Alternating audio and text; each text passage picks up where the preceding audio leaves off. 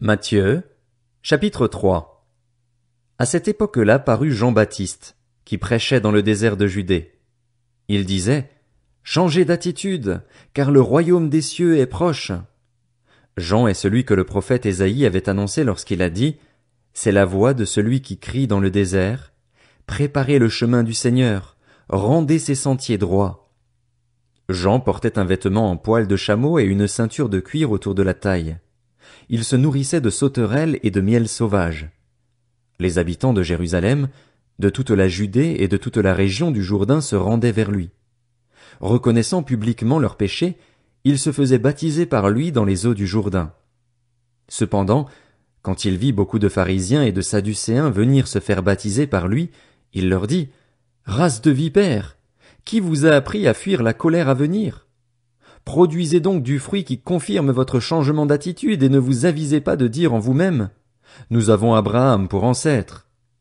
En effet, je vous déclare que de ces pierres Dieu peut faire naître des descendants à Abraham.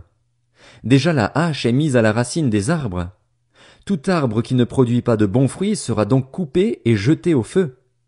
Moi, je vous baptise d'eau en vue de la repentance, mais celui qui vient après moi est plus puissant que moi et je ne suis pas digne de porter ses sandales. Lui, il vous baptisera du Saint-Esprit et de feu. Il a sa pelle à la main. Il nettoiera son aire de battage et il amassera son blé dans le grenier, mais il brûlera la paille dans un feu qui ne s'éteint pas.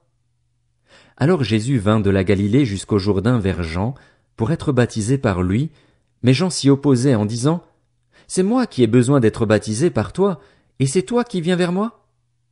Jésus lui répondit, Laisse faire maintenant, car il est convenable que nous accomplissions ainsi tout ce qui est juste. Et Jean ne lui résista plus.